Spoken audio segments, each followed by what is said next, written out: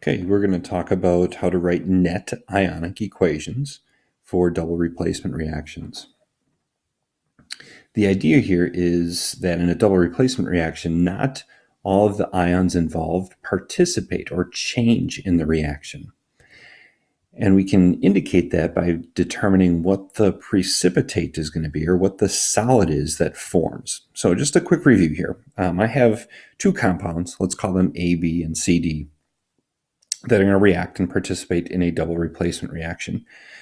You've already learned that A and D can end up together, and C and B can end up together. So it looks like the compound AB reacts with CD to form AD plus CB.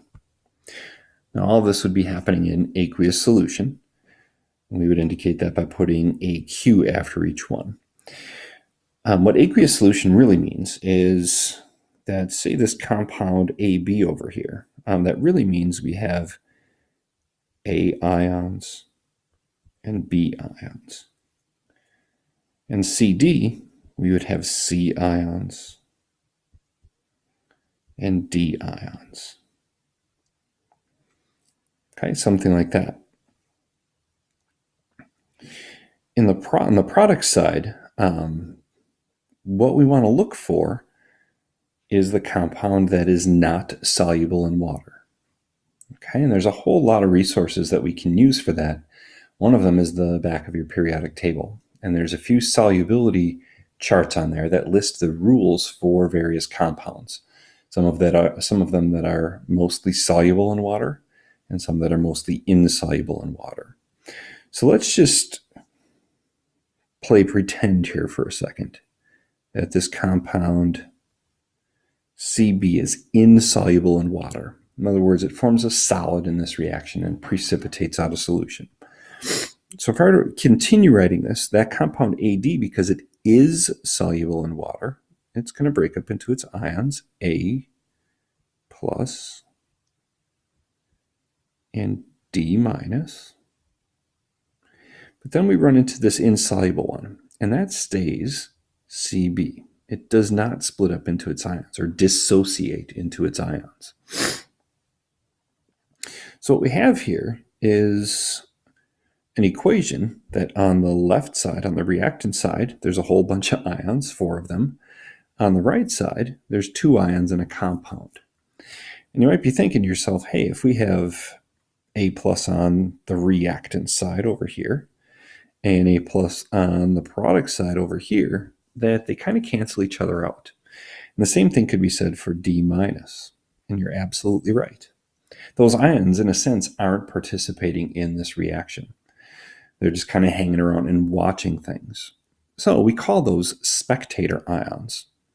And if we were to rewrite this, okay, from this complete ionic equation right here to the next one, the net ionic equation removes the spectator ions. So we're going to remove that A plus, and we're going to remove the D minus from both sides. I'll kind of give them a little cross out on here so we can see where this is going. But we end up with, I always like to go plus minus, so C plus B minus react to produce CB. Okay, what does this look like with some real compounds? Well, we could take something like, how about sodium, a good one, sodium chloride. There we go. And if we reacted that with like silver nitrate, okay, we would have a few compounds here. We can see the sodium and the nitrate will end up together. NaNO3. And the silver and the chloride. So AgCl.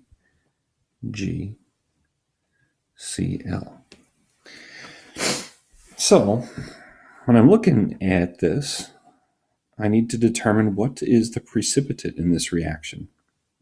I check my solubility rules, and I find out that the silver chloride is the one that is not soluble. So I'm going to indicate that by putting an S after it. That means solid. What that does mean, though, is everything else that's in here is actually going to just be dissociated into its component ions. The sodium, the nitrate, and look at this on the product side, the sodium and the nitrate. Those are the spectators in this equation.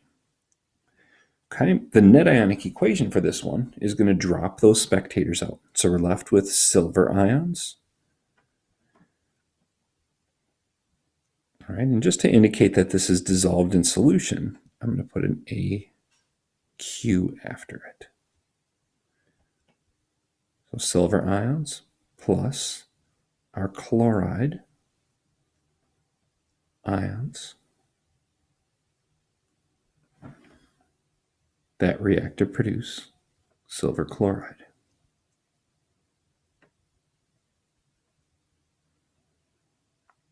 And that is a solid, a precipitate.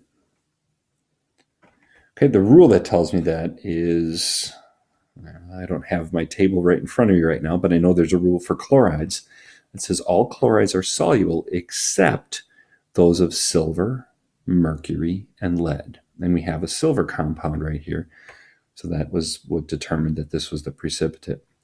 The other one, the sodium nitrate up here, the first rule in there, and probably the first one that you're going to learn as a student, is that all nitrates are soluble.